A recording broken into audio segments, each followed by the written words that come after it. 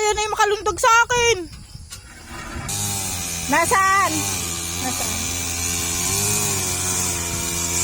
Nasaan?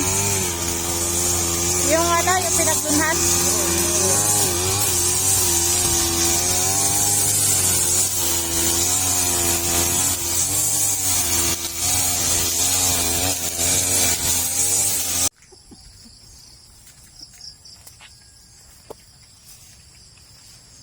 Nasaan? Diyan po.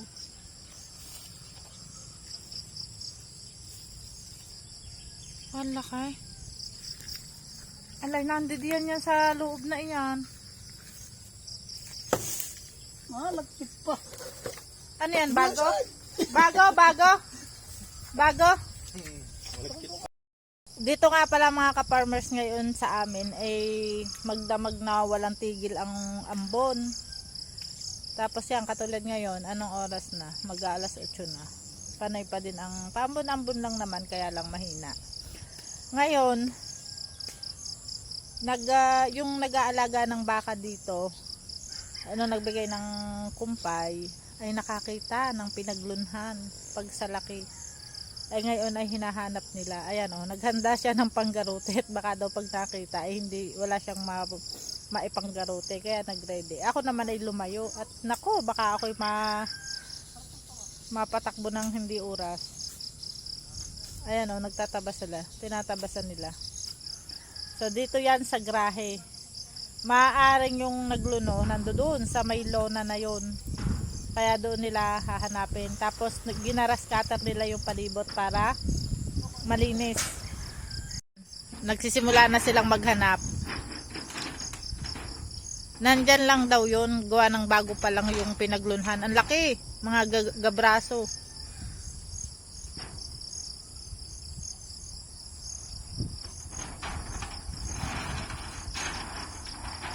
Kasi maaaring dun sa mga tambak yun kasi yung feeds kasi yun ng baka. Ay lalo ngayon malamig. Kung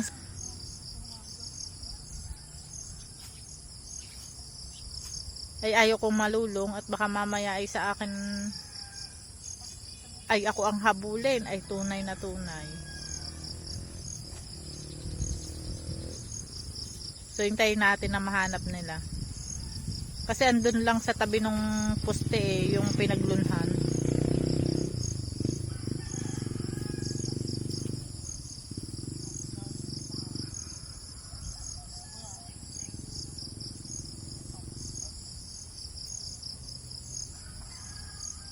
Yan, baka nandiyan sa mga gulong na yan.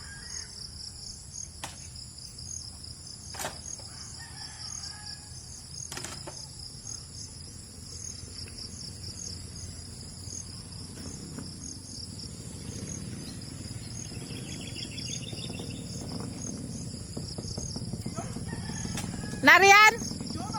Ala, ayaw ko! Ala, ayaw ko! Takot ako!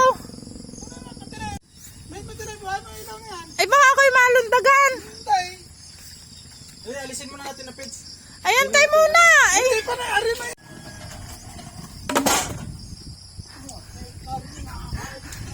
ako'y sasakay din sa tricycle. Pukris kayong...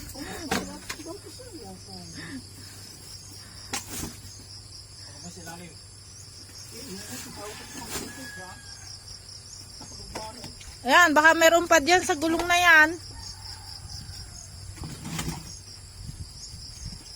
Ay, hindi naman pala yan ay, baka makalabas dun sa dun sa, dun sa pinasukan niya.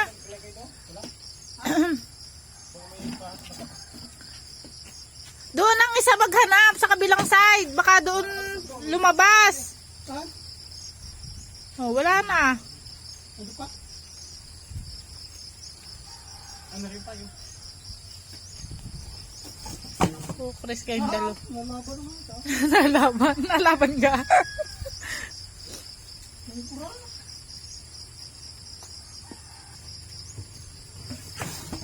Tandasay! Kita mo na!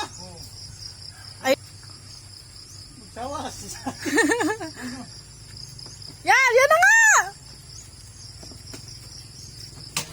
Kalaki! Hoy, kalaki! Maliksi yan! Tok. Makakalisit, pinakaitit naman.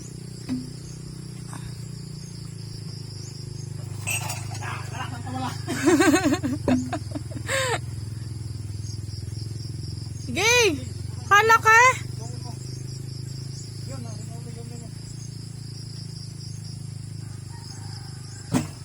Sayaw! Diyos ko po, ang panundok mo. Daday, diyan. Yun, ang ulo.